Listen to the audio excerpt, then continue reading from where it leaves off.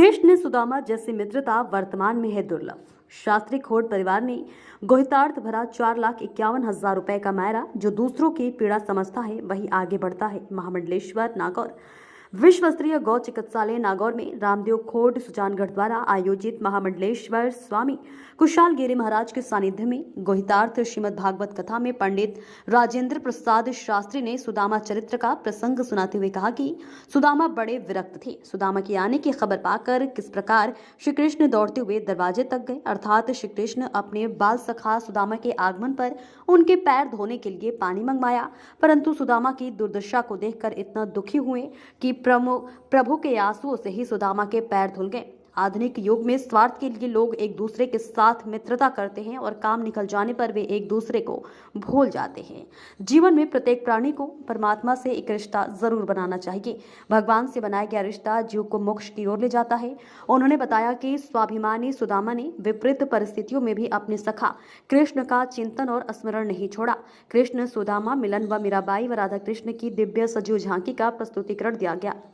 कथा में महामंडलेश्वर ने प्रसंग के माध्यम से बताया कि एक राजा को महामंत्री चुनना था और मंत्री चुनने हेतु नगर व पड़ोस के देशों में भी सूचना दी गई। राजा की परीक्षा में जो विद्वान प्रखंड अनुभवी वरिष्ठ व्यक्ति पास होगा उस एक को मंत्री चुना जाएगा।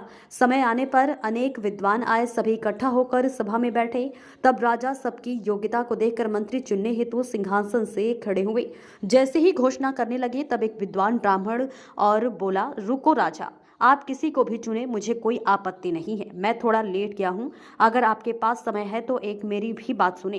राजा ने उनकी बात सुनी। उस विद्वान पंडित ने कहा कि इस सभा में सैकड़ों विद्वान आए हैं और बीच रास्ते पर कांटे पड़े थे। अंतिम दिवस पर कथा आयोजनकर्ता रामदेव खोड़ सुजानगढ़ निवासी से ने 4,51,000 रुपए का पीड़ित गोहितार्थ मायरा भरा गया।